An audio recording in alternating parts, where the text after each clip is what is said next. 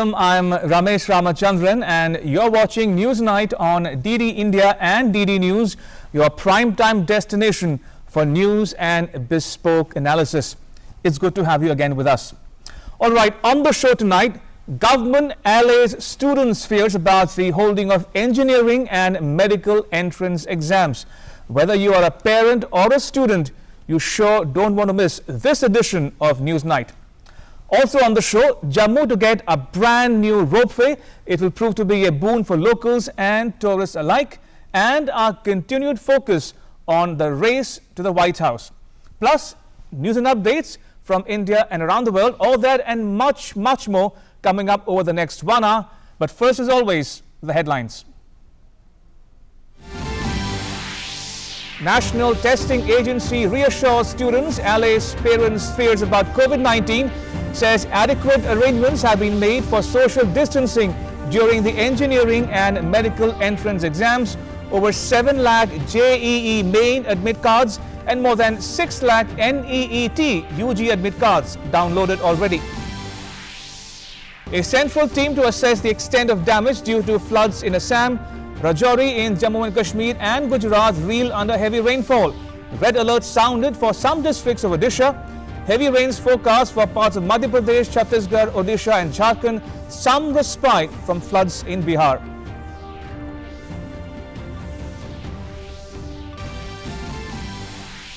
The Kerala gold smuggling case takes a curious turn. The BJP and other opposition leaders accuse the government of destroying important documents in a fire at the Secretariat as protests gain momentum in the state. More than 63,000 people recover from COVID-19 in the last 24 hours in India. The recovery rate improves further to 76.3%. CGHS starts teleconsultation services through eSanjeevani in Delhi and NCR. More than 2 crore and 41 lakh cases across the world. The National Digital Health Mission started as a pilot project in 6 union territories. Getting a health ID now takes less than 30 seconds. Government frames draft policy on data privacy under the National Digital Health Mission. Invites comments and feedback from the public till 3rd September.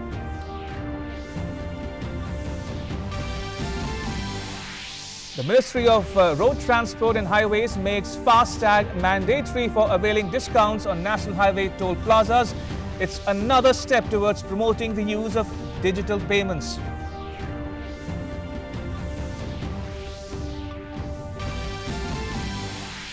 Industry ministers of BRICS countries discuss about ways to boost cooperation in areas including 5G and artificial intelligence. Beijing says it's considering the establishment of a BRICS innovation base in China.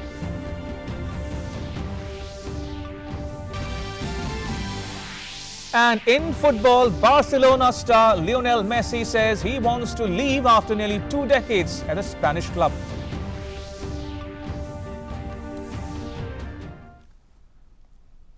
All right, let me dive straight into our cover story.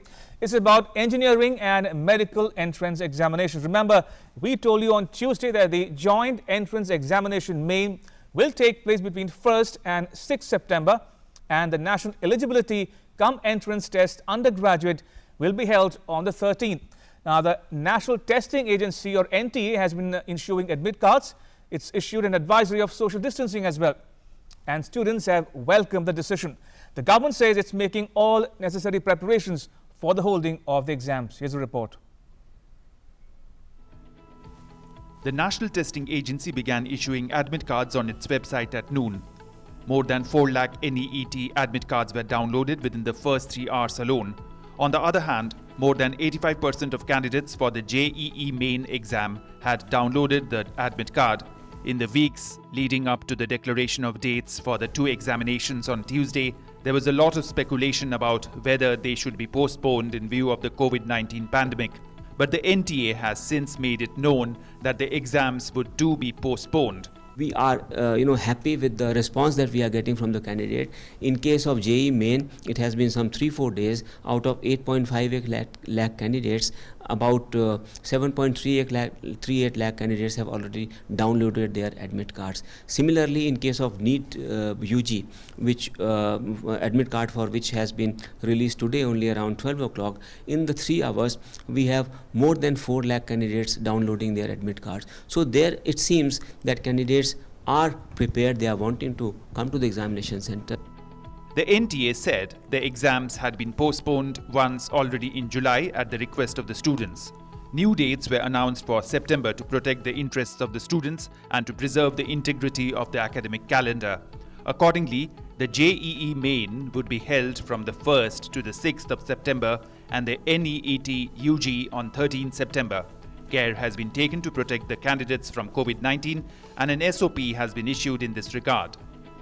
We have increased the number of centers. In case of NEET, the number of centers from last time's 2,546, these centers have been increased to 3,842. A candidate arrives in the examination center. The examination center floor, its walls, they are going to be, and the computers if they are, and the staircases, the hand railings, the wheelchairs, everything that is going to be used in the exam, they will be completely sanitized. We have also increased the number of invigilators, because one side we have reduced the number of candidates coming to an exam center, on the other side we have increased the number of invigilators. Some had moved the Supreme Court seeking postponement of exams, but the court made it clear that it found absolutely no justification in the prayer made for postponement of the examinations. This after it said that students should not be made to forfeit an academic year. Only after the court verdict did the NTA get into the act and announce the exam dates. Union Education Minister Dr. Ramesh Pokhriyal Nishank has said that parents and students were in favor of holding the exams, and even the court said the same in its verdict. बहुत अभिभावकों के और छात्रों के लगातार हम पर दबाव रहा, साहब आप नीट की परीक्षा क्यों नहीं करा रहे हैं, आप जेईई की परीक्षा क्यों नहीं करा रहे हैं। अभिभावक इतना परेशान थे कि बच्चा कब तक पढ़ता रहेगा, क्या होगा आखिर, ये इसका तो कोई समय जो है होना चाहिए। हम लोग जब परिस्थितियाँ थी तो एक बार थोड़ा सा पीछे किया, फिर दूसरी बार पीछे किया, क्योंकि ऐसी परिस्थितियाँ थी, लोग तैयार भी नहीं थे। हम छात्र के साथ हैं, पहले उसकी सुरक्षा, उसके बाद उसकी शिक्षा। The NTA allayed fears about COVID-19. It said that adequate arrangements have been made to maintain social distancing. Number of exam centers increased. JEE centers increased from 570 to 660. NEET centers increased from 2,546 to 3,843. Number of candidates per shift reduced from 1.32 lakh to 85,000. JEE candidates will be seated in alternate seats. Number of NEET candidates per room reduced from 24 to 12. Entry and exit of candidates has been staggered. Candidates have been issued an advisory guiding them about do's and don'ts. Number of JEE shifts has been increased from 8 to 12. The NTA has written to the state governments to extend support in local movement of the candidates so that they are able to reach their examination centers on time. 8.58 lakh candidates have been registered for JEE Main and 15.97 lakh for NEET UG exam. With Nishant Saurabh in New Delhi, Newsnight Desk, DD India. And some reactions from students in Kanpur who are preparing for the NEET examinations have come in. Listen in. मैं जे की तैयारी करता हूँ। सरकार ने जो 13 सितंबर से जो फैसला निकाला है कि एग्ज़ाम होगी जे की, वो बहुत ही अच्छा फैसला है, क्योंकि हमारे ऊपर प्रेशर था कि कब एग्ज़ाम होगी, लेकिन सरकार की जो गाइडलाइन हमने ये देखी तो पता लगा कि एग्ज़ाम की डेट आ गई है, जिससे हमारा और मनोबल हुआ, जिससे हम और पढ़ाई मेहनत से कर पाएंगे। मैं नीट की तैयारी कर रहा हूँ। सरकार ने जो फैसला लिया 13 तारीख को एग्ज़ाम का नीट का, वो बहुत सही फैसला है।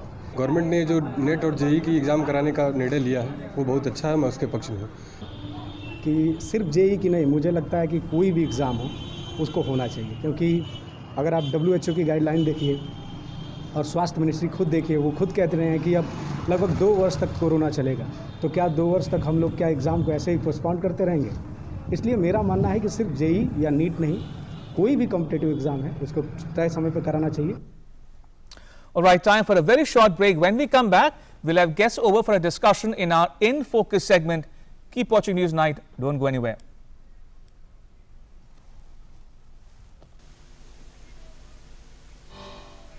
पक्की होगी बुनियादें तो हंसे हिंदुस्तान होगा।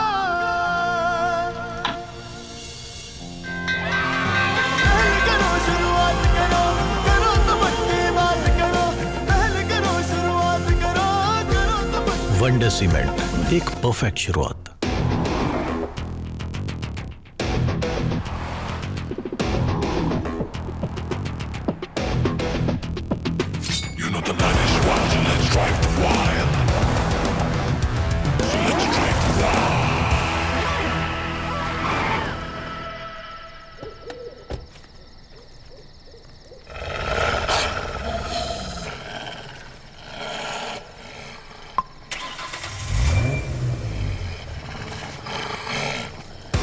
Presenting a new level of wild.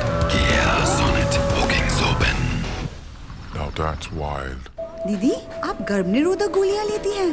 हाँ, क्यों? गांव में बुआ जी कहती थी कि सर टकराने से सर पे सींग निकल आते हैं, या फिर फल का बीज खा लिया तो पेट में पेड़ उगेगा। और ये भी कहती होगी कि गर्भवती औरतों को नदी नहीं पार करनी चाहिए। यूं ही रह मत मानो, गोली की सच्चाई को जानो। नए जमाने की गर्भ निरोधक गोलियां हैं आसान, असरदार और भरोसेमंद। करोड़ों महिलाओं को है गोली में विश्वास।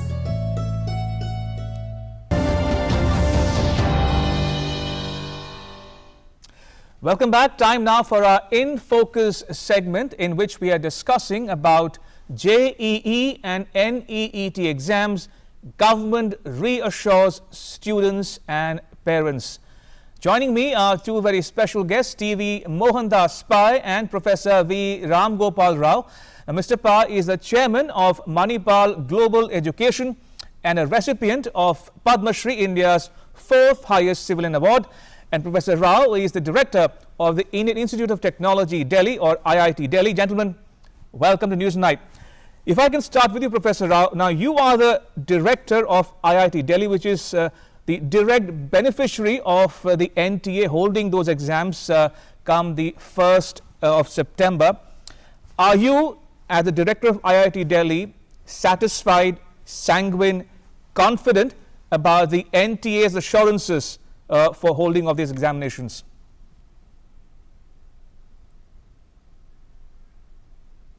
Or all IITs take students to another level of examination, right. The JEE advanced exam, which is conducted on September 27th, and that exam is conducted by all IITs together, and IIT Delhi is the organizing institute for this year. So it is our responsibility to conduct the September 27th JEE advanced examination. And there we have about 2 lakh students, and we have made all the preparations. In fact, we have doubled our examination centers from 700 to 1400 centers, and we have also ensured that 99% of students will get their first choice as the examination center. And in fact, they will be giving about 8 choices, and everybody, 99% of them, will be able to choose or get the first choice as their examination. So those preparations are also done, and all the social distancing norms, everything is also taken care of. So we are all set for conducting that exam. IITs, we have already lost 6 months. Otherwise, by now students would have been in IIT, the new batch of students. And now if we conduct the exams in September, we are hoping that we can start the sessions in December. That is almost like 6 months of delay. Right. And poor worry, if we delay it any further, then it will become very difficult for us, because the next batch of students will be again waiting. The JEE mains will happen, early next year. Right. And I think then it will essentially become a zero academic year for this batch of students. And if we are not able to admit them, I think these are some of our concerns. So we are hoping that with all the precautions that are in place now, and we will be able to go ahead and conduct this examination without any kind of an issue, and following all the protocols, strictly. Right. All right, point well taken. Coming to you now, Mr. Pai. Now, this is one issue that's generated a lot of debate across the country. Now, what would you like to tell those anxious parents or students on Newsnight tonight? What would you like to tell them? Well, I would like to tell them that their children will be safe, because research shows that the N92 mask, once put, make sure that you're safe. Your chance of getting COVID is very, very negligible. And by social distancing, you can avoid that. And you can also ensure that you're out for a limited period of time. Now, if you look around the world, so many people are on the streets of the major cities wearing the mask, doing social distancing, they're carrying out the life. So I don't see any threat to young people at this point of time, and the chance of any mortality are very, very dim. So if you look at the data from India too, the mortality rate has come down to 1.75. The recovery rate is about 76.5, 77. And we have seen a tremendous amount, and the treatment is available in most places, so that you will never have any difficulty. So I think we need to have confidence. It's already coming to 6 months since we started shutdown. And I think we have to go along with the life. And like Dr. Rao said, we can't afford to waste a year, especially when so many precautions are being taken by the National Testing Agency. So I don't think anybody is at any great risk. Mr. Pai, the Supreme Court, let's talk a bit about the Supreme Court's observation. Now, Supreme Court has rejected a prayer for postponement of these two examinations. Now, that should put to rest all speculation, isn't it? For instance, the court said, should the country come to a halt? Probably not. Should the students lose an academic year? Probably not. So now this should put to rest all speculation, and people should now look forward and look ahead, isn't it? Yes, I think there are too many people meddling in this just to score a point and try to hold students back. I don't think people should fall into the trap. We saw a climate activist trying to say some silly thing. I don't think the climate activists understand that flooding in India is a very, very small part of this country. It's a very, very huge country, 3.23 million square kilometers. And some political parties are trying to get into it. The Supreme Court was very clear. I think the Supreme Court statement has set the tone for everybody else. It's clear all down. Just now I read a tweet that, the chief minister of one of the northwestern states have told their AG to go to Supreme Court to get it reviewed. I don't know when this is going to end. We must not meddle in young people's future. Like Dr. Rao said, if you miss this, 1 year is gone. Now, is the 1 year going to come back? It's not going to come back. And there are about 16, 17 lakh young people, and a very, very large number are downloaded. They're all eager. They've been studying. They've been waiting, and they want to complete it. I don't think there's widespread support for this boycott move, except in some very select areas which are being propped up by some political parties, other kind of people. Professor Rao, now we on Newsnight have shared with our viewers the NTA press statement issued on Tuesday. Now, it makes a number of valid points, almost 10 if I can recall from my memory, but it also speaks about a standard operating procedure being put in place for the students, for their parents, for all the ancillary agencies that are responsible for the conduct of the examination, including state governments. Now, that should give more confidence to the people concerned, parents and students, is it not?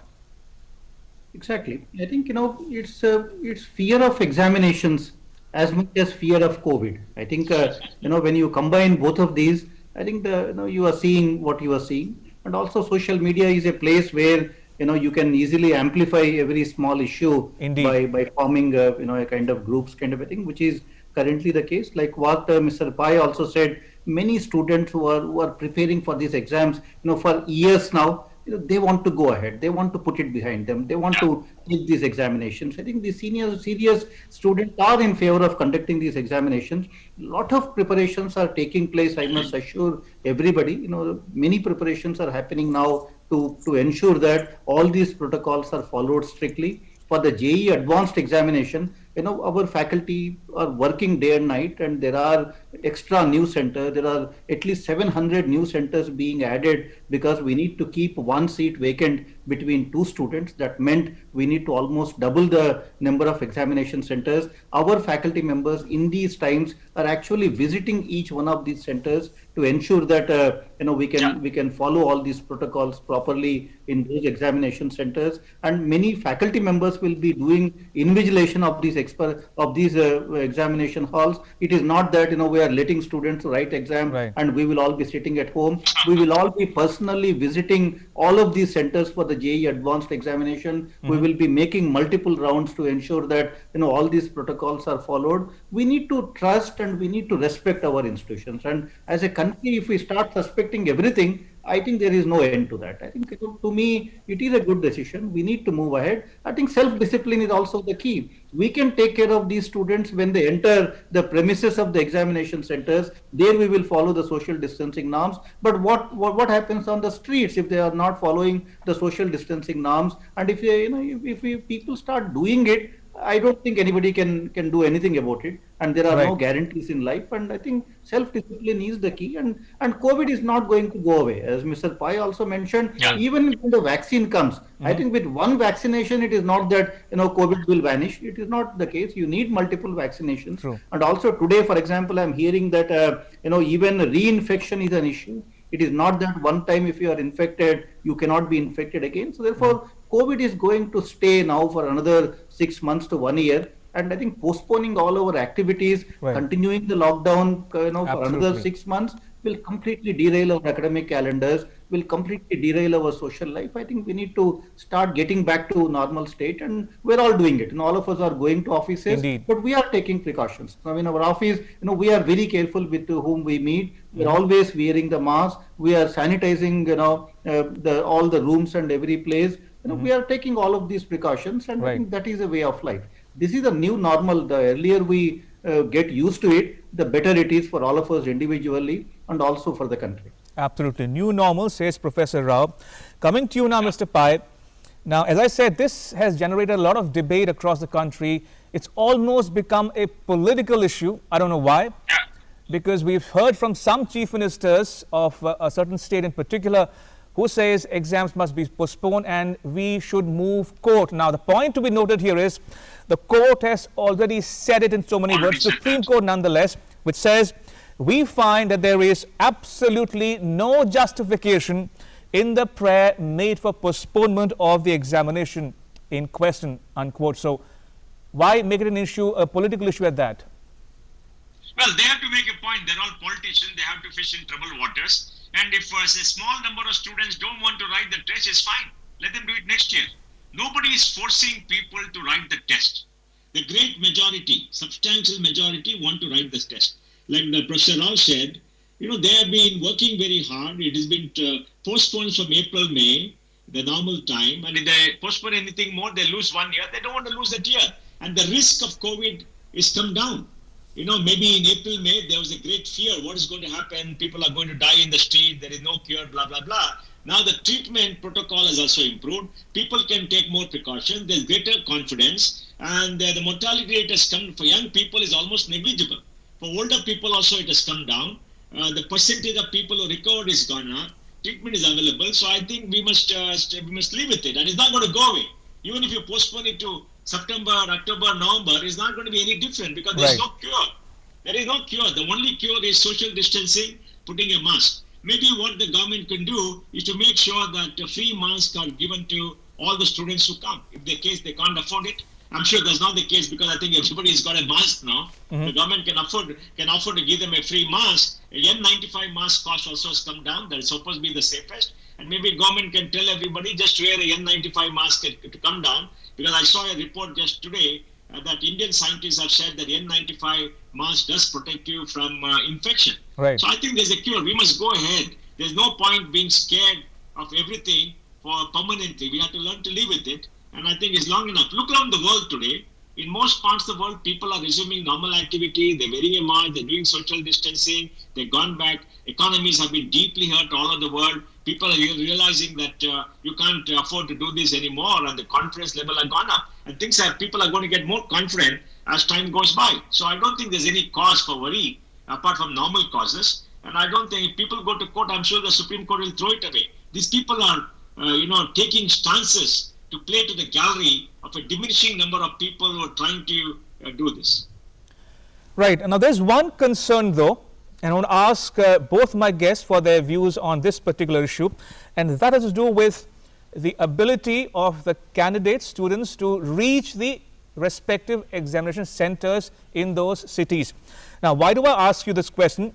Because although the NTA says 99% candidates get their first choice of center cities in both examinations, JEE and NEET, but the question is, and the NTA also makes note of that in its press statement, it says NTA has written to the state governments to extend support in local movement of candidates so that they are able to reach their centers on time. Starting with you, Professor Rao. I think I agree with you. The cooperation of the state governments is very, very important in these times.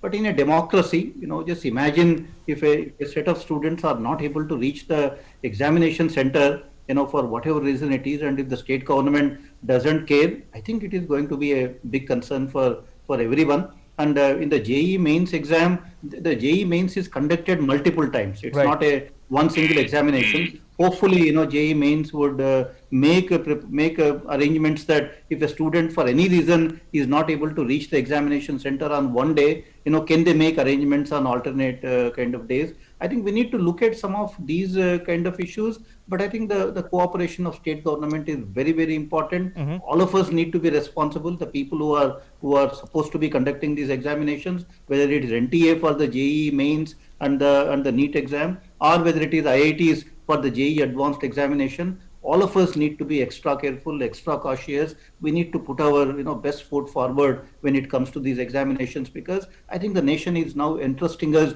with this responsibility. I think we need to really meet up to this challenge and do a good job. I think the nation is watching us, and we are all under pressure, and we are all taking precautions. But the cooperation of state government is definitely very, very key in all of this. Absolutely. Mr. Pa, your thoughts as well on this issue of connectivity or mobility. What would you like to tell people who are watching you tonight on Newsnight? Is that too much of an issue, or you think this can be surmounted with the cooperation of the state governments going forward? Look, we have to understand one important thing. If you look at data, most households have a personal vehicle, maybe a scooter or whatever it is. And so many people have a cycle. I'm not suggesting anything. I'm just giving you data to say mobility is not so much of a challenge. Yes, there'll be a certain part, people who don't have a personal vehicle, a scooter or a two-wheeler or maybe a bicycle or whatever it is, they may have difficulty. Like Professor Rao said, you should ask the state government to make special arrangements. I'm sure the state governments will do it with proper social distancing, because there's a special case. And the numbers are not very large. I mean, 25 lakhs for a country like this, where about maybe 5-6 crore people travel every single day in a normal year, I don't think it's very large. And two, like Professor Rao said, if any student complains that he was prevented from coming or he could not come, something happened, they must give another chance. So I think there's a requirement for some flexibility. I'm sure the National Testing Agency and the IITs will have some flexibility. Even Professor Rao said that you can have 2 chances, etc., and you can do it many times. So I think this flexibility is required to be built in to take care of the very, very small percent of people who may get into real trouble because the state doesn't do it, or they go late, or is not available for whatever reason. Right. All right, on that note, Mr. Pai and Professor Rao, thank you so much for making time to be on Newsnight and sharing your perspectives with our viewers in India and around the world. Appreciate it. Thank you for your time. Thank you. Right. Moving on for now, a central team to assess the extent of damage due to floods in Assam. Rajouri in Jammu and Kashmir and Gujarat reel under heavy rainfall. Red alert sounded for some districts of Odisha, and heavy rains forecast for parts of Madhya Pradesh, Chhattisgarh, Odisha and Jharkhand. But there's some respite from floods in Bihar. These images are from different parts of the country where the rivers are in spate after heavy rainfall. In some places, normal life has been thrown out of gear due to floods. In Gujarat, several parts of the state have been receiving incessant rainfall in the past few days. So far, Gujarat has received 107% rainfall this season. Many districts received 4 to 9 inches of rain. Abdasa in Kutch district, rainwater flooded the houses of many people in the area, whereas in Junagadh, contact with many villages was lost due to heavy rain, bringing people to a standstill. Meanwhile, local administration and NDRF teams are working round the clock for relief and rescue operations. In Assam, the 6-member central team to assess the flood situation held discussions with top government officials of the state. The team sent by the centre comprises officials from Jal Shakti Ministry, Agriculture Ministry, Road Transport and Highways Ministry and Finance Ministry. In the coming days, the central team will assess the condition of various dams and rivers in the state. The team will visit the affected areas and assess the overall damage done to life, property and crops due to floods. 3 waves of floods have affected around 57 lakh people this year in the state. Heavy rain wreaked havoc across Jammu region, causing damage to residential homes and increasing water levels of several rivers. In Rajouri, also water level increased in Sukto and Darhali rivers. This caused damage to several homes and roads in the district. Meanwhile, the Met Office has issued a landslide warning in the hilly areas of Jammu and Kashmir. In Bihar, there is a sigh of relief as the water level of Ganga River has seen a receding trend. But in 130 blocks of 16 districts in the state, people are still facing the flood fury. Over 5,000 people have taken shelter in relief camps. 174 community kitchen centers have been set up to provide food to affected people. According to the Met Office, there has been heavy rainfall in the catchment areas of Bagmati and Adwara rivers in Nepal. This will increase the water level in these rivers in Bihar. Ganga, Kosi, Bagmati and Gandak are flowing above the danger mark in many places. In Rajasthan, the monsoon is still active. So far, the state has received only 5% less rainfall than the average rainfall. Normal rainfall has been reported in 22 districts of the state, while 3 districts have received above normal rainfall. In Odisha, many places are receiving heavy to very heavy rainfall. Due to heavy rain in Jajpur and Keonjhar, rivers are in spate, while waterlogging on roads have made things worse for people. Meanwhile, the Met Office has said that heavy to very heavy rainfall may occur in 7 districts of the state in the coming days. अभी हमारा जो well marked low pressure area जो north bay of Bengal पे था, अभी थोड़ा सा move किया है. अभी north west bay of Bengal adjoining हमारा north Orissa coast and west Bengal coast का पास है. तो इसका प्रभाव अभी और भी 24 आवर्स तक ज़्यादा रहेगा. तो अगला 24 आवर्स के लिए हमारा जो फोरकास्ट है, उड़ीसा का सभी डिस्ट्रिक्ट्स में सभी जगह में मध्यम मॉडरेट बारिश होने का चांसेस है. और वार्निंग जो है heavy to very heavy rainfall many places में आपका कुछ डिस्ट्रिक्ट्स में होगा और उसका साथ एक्सट्रीमली हेवी रेनफॉल भी होगा. ये मेनली हमारा वेस्टर्न उड़ीसा का नॉर्थर्न पोर्शन में और साउदर्न पोर्शन में भी इसका वार्निंग है. The Met Office has forecast very heavy rainfall over east, north and central India during the next 5 days. IMD has also issued a red warning for Odisha and for Chhattisgarh. It said a low pressure area, cyclonic circulation over North Bay of Bengal and its neighborhood is very likely to move west-northwestwards during the period, as it issued a red alert for Odisha and Chhattisgarh. With inputs from Duina in Guwahati, Bureau Report, DD India. And shifting focus to southern India now, the Kerala gold smuggling case turns curiouser and curiouser. High drama was witnessed at the Secretariat in Thiruvananthapuram after a minor fire broke out in the protocol department. Now, the opposition parties, including the BJP and the Congress, have all alleged that the important files relating to the case have been destroyed. More in the next report. The gold smuggling saga in Kerala is getting murkier by each passing day. Official apathy, collusion by state departments were some of the charges that were traded by opposition so far. Now the tale of smuggling has a new charge added to it: conspiracy and sabotage. High drama was witnessed at the Secretariat in Thiruvananthapuram on Tuesday after a minor fire broke out at the protocol department. Opposition Congress and BJP were quick to allege that important files relating to the gold smuggling case were destroyed in the fire. The Congress demanded an NIA probe into the matter, while State BJP Chief K. Surendran courted arrest for forcefully entering the complex soon after the fire broke out. The youth wing of the BJP hit the streets and staged vociferous protests against the incident. The police had to resort to tear gas and water cannon to control the situation. Meanwhile, Minister of State for External Affairs V. Muralidharan has demanded a thorough probe into the matter to find out whether it was an incident or a conspiracy. Leader of opposition in the assembly and Congress leader Ramesh Chennithala has written a letter to the governor Arif Mohammad Khan, pinning the blame on Chief Minister Pinarayi Vijayan. Congress has decided to observe a black day on Wednesday and has demanded an NIA probe into the matter. ഇവിടെ It is all a ploy to protect Swapna Suresh, Shiv Shankaran, who was the former Principal Secretary, and Chief Minister Pinarayi Vijayan himself. These documents, which have been destroyed in the fire, pertain to this conspiracy. These files have been intentionally destroyed. IUML, another opposition party, also led a protest march in Kozhikode and held demonstrations against the incident. Meanwhile, Kerala Chief Secretary Vishwas Mehta has said that the state government has appointed an expert panel to look into the incident and asked it to submit the report within a week, while the crime branch will also probe the matter. The special team, headed by Disaster Management Commissioner Kaushik, will probe the technical reason behind the fire that broke out in the Secretariat and file the report within a week. The crime branch team will be headed by ADGP Manoj Abraham. Opposition Congress and BJP alleged that many important files have been destroyed in the fire. Opposition has been attacking the left-led Kerala government over the seizure of around 30 kilograms of gold smuggled in a diplomatic baggage addressed to the UAE consulate on 5th July this year. The National Investigation Agency, Customs and the Enforcement Directorate are probing the case. Newsnight Desk, DD India. And now to an update about the Raigad building collapse. The death toll in the building collapse in Maharashtra has increased to 16. 3 National Disaster Response Force teams are engaged in rescue and relief operations.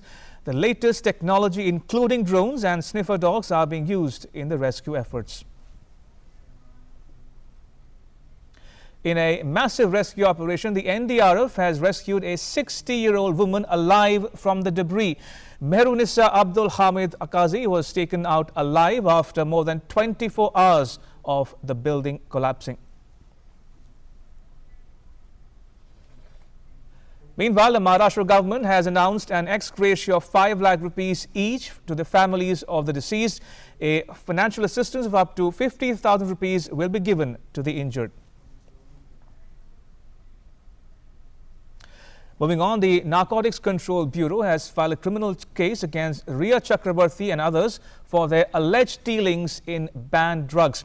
Now, various sections of the Narcotic Drugs and Psychotropic Substances Act, or the NDPS, have been pressed in the complaint filed by the Federal Anti-Drugs Agency on an official reference received from the Enforcement Directorate, or ED. Now, the alleged narcotics dealing links are connected to the criminal probe being conducted into the death of actor Sushant Singh Rajput. The NCB is now the 3rd federal investigation agency probing this case, apart from the ED and the CBI. Now, the ED, which is probing a money laundering angle into the death of Rajput, has questioned Riya Chakrabarti and has obtained deleted WhatsApp messages allegedly indicating dealings in banned drugs from her phone.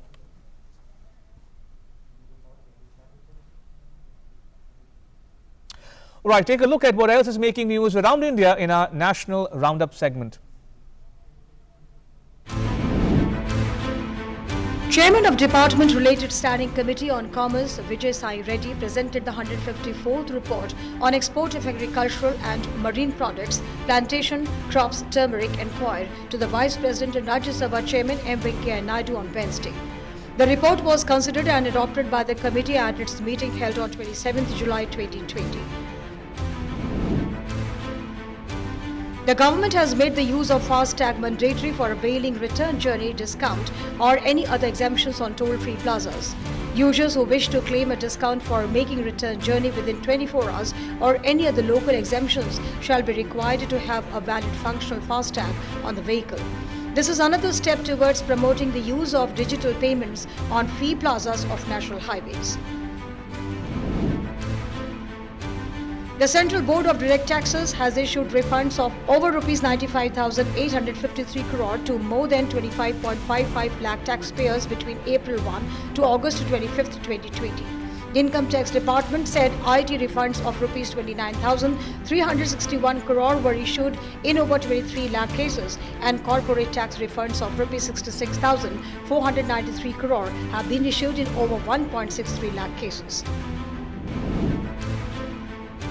Gujarat has topped the Niti Aayog's Export Preparedness Index 2020, followed by Maharashtra and Tamil Nadu. According to Niti Aayog's report released on Wednesday, 6 of 8 coastal states feature in the top 10 rankings, indicating the presence of strong enabling and facilitating factors to promote exports. In the landlocked states, Rajasthan has performed the best, followed by Telangana and Haryana.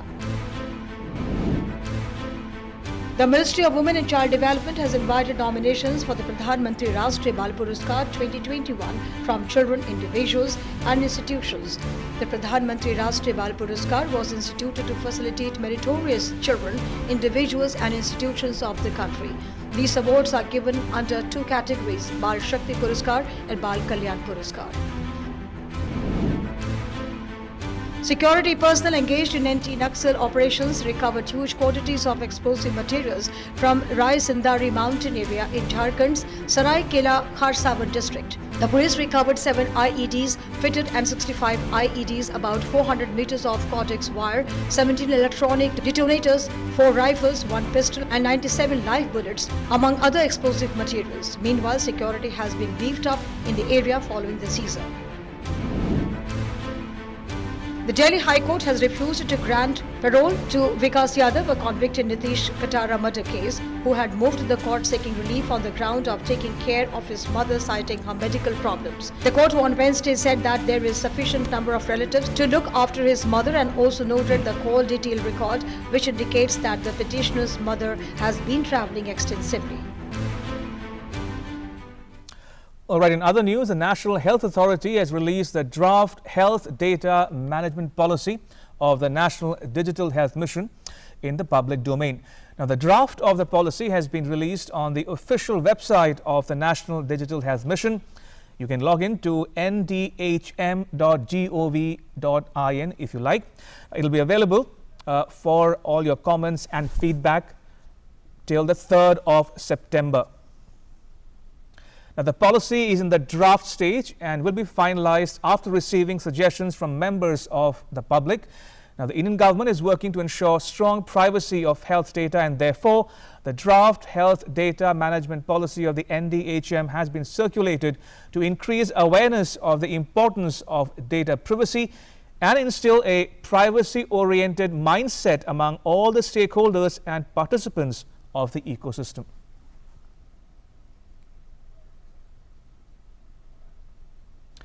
And time now for all the news related to COVID-19 pandemic in India in our COVID Wrap segment. The total number of COVID-19 recoveries in the country has surged to 24,67,758 and exceeds the active cases of the infection by 3.5 times as on date. The recovery rate stands over 76%. Recovery of 63,173 COVID-19 patients in 24 hours has resulted in 24,67,758 cumulative recoveries.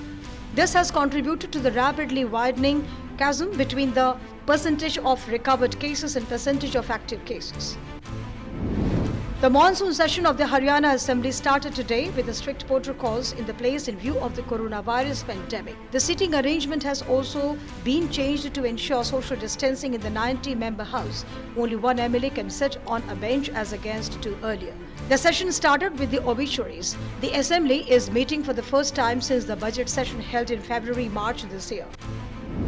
Uttar Pradesh Chief Minister Yogi Adityanath on Wednesday expressed satisfaction over daily 1.46 lakh novel coronavirus tests being done and issued directions for increasing the capacity of 1.50 lakh per day.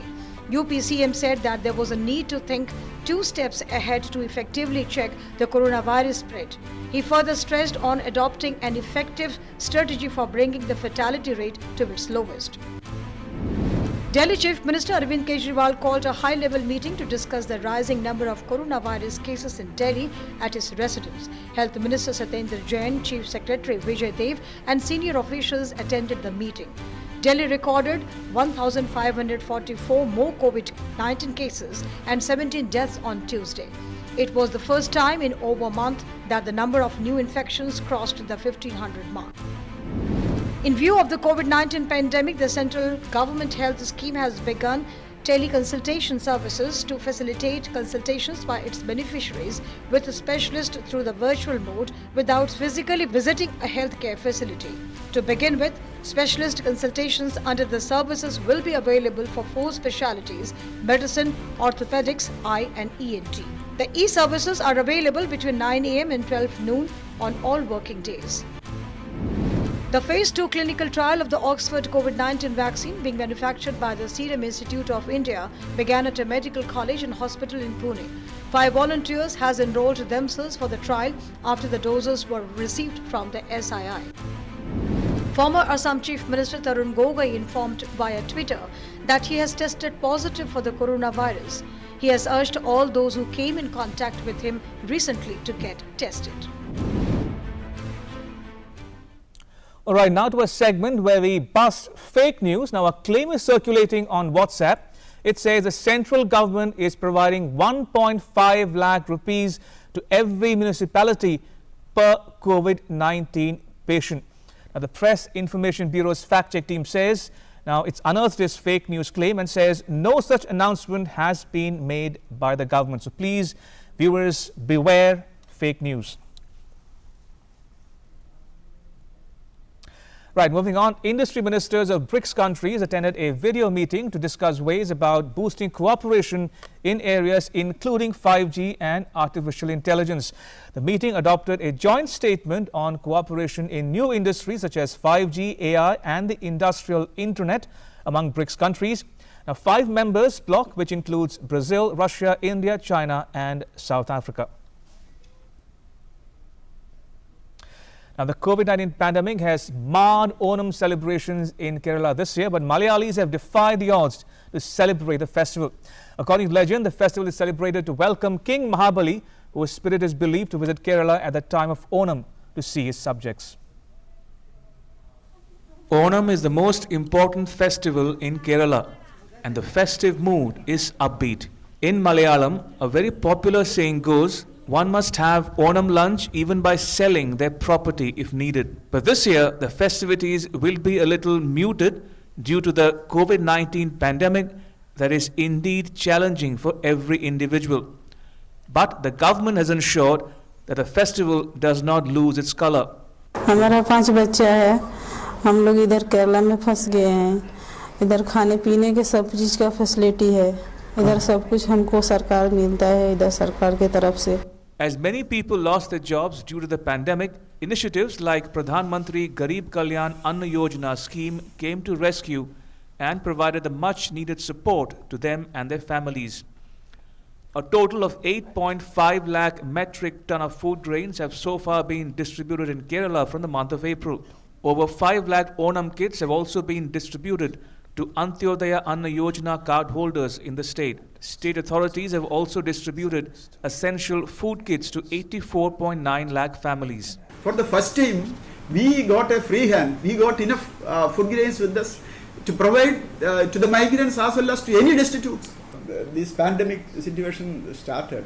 It was around 5 lakhs migrants, laborers were.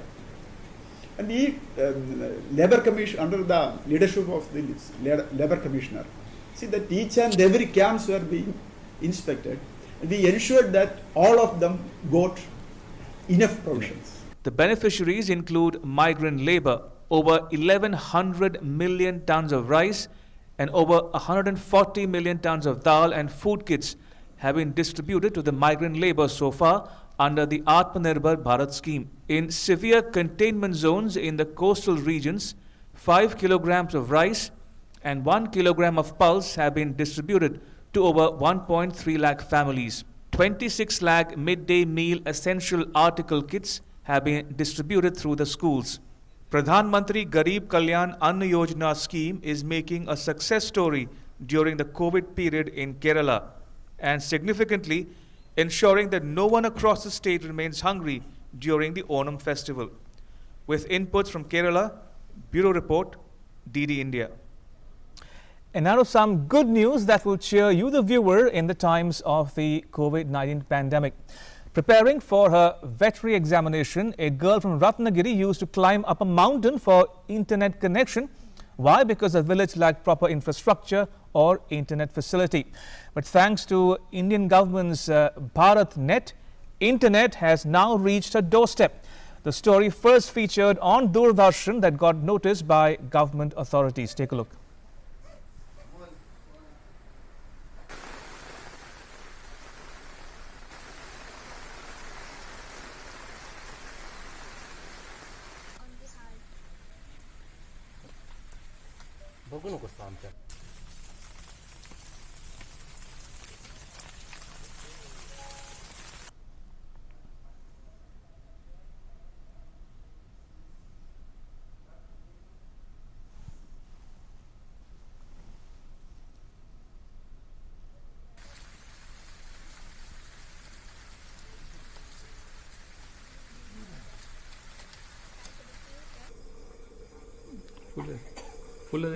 Our team went and met this girl and extended fiber to home connection to her so that she can continue her studies in the village and she doesn't have to travel any other place for studying. And talking about COVID-19 pandemic, 2,41,58,014 COVID-19 cases have been registered till now across the globe. More than 1.6 crore people have recovered till now, and over 8.25 lakh people have lost their lives. The pandemic continues to batter the US the most, with over 59.6 lakh cases of infection and 1.82 lakh fatalities, followed by Brazil, where 36.74 lakh cases prevail, with death toll crossing the 1.16 lakh mark. Now, 26th August is the 110th birth anniversary of Mother Teresa. She was born on 26th August 1910 at Skopje in what is now North Macedonia. People paid tributes to her at the Missionaries of Charity in Kolkata, which was founded by her in the year 1950.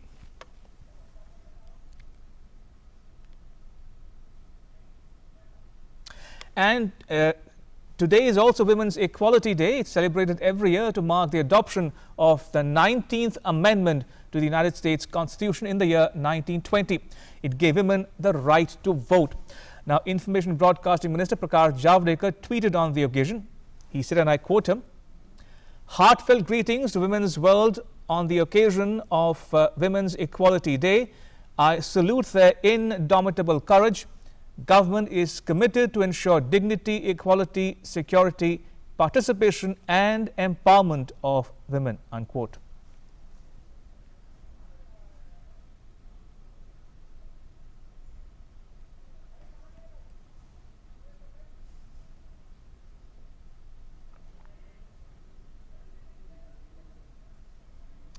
And US women are marking the centennial of the national measure that enshrined into law their right to vote. As I mentioned, the 19th Amendment of the US Constitution was formally certified on 26th August in the year 1920. The amendment states that the right of citizens of the United States to vote shall not be denied or abridged by the United States or by any state on account of sex. The law's passage was a realization of the country's founding phrase, "We the people." The suffrage movement that fought for women's right to vote, the first election in which women were legally allowed to vote on the national level in 1920, saw the election of Republican Warren G. Harding, and he was sure to surround himself with women voters after his victory. Now, many broke into the popular dance of the day, the Charleston. And Vice President Mike Pence of the US is all set to deliver the headline speech on the third night of the Republican National Convention as he and President Donald Trump fight for re-election. The main speakers on the third night will speak around 6 a.m. Indian Standard Time on Thursday.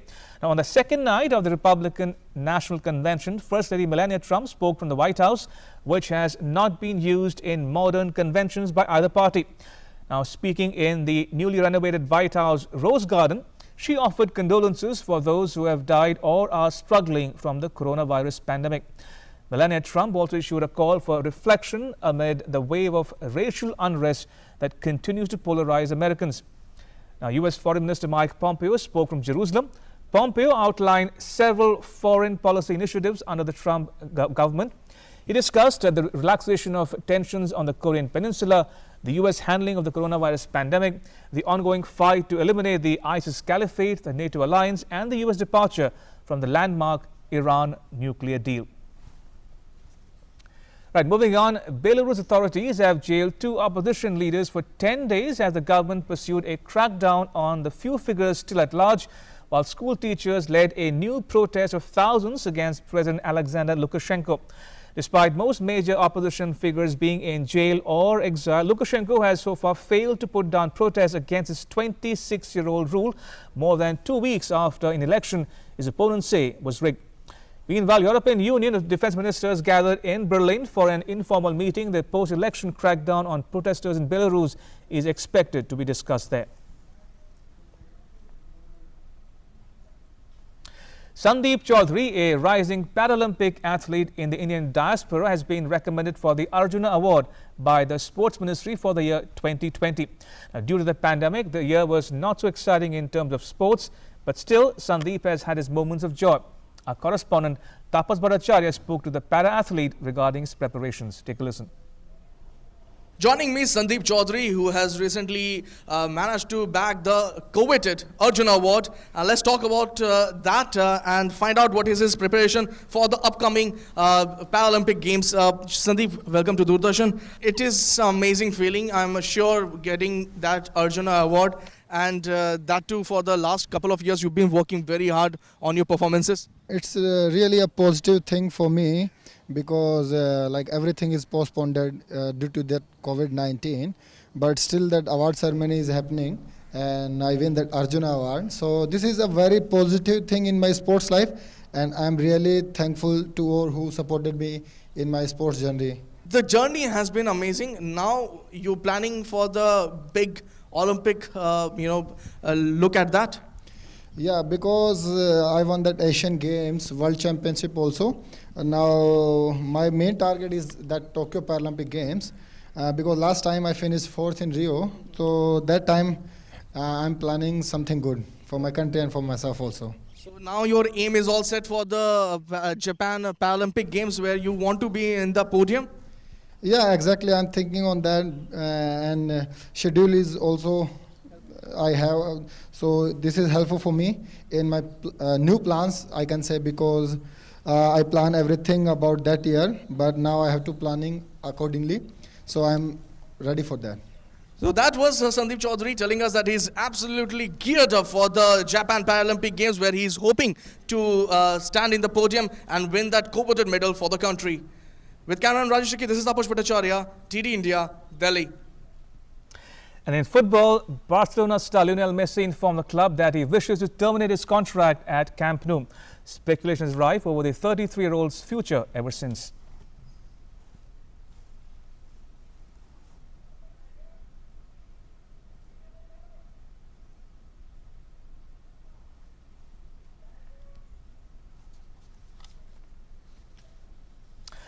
And that's a wrap, but news continues here on DD India and DD News. You can catch all the latest updates on our social media, mobile and digital platforms.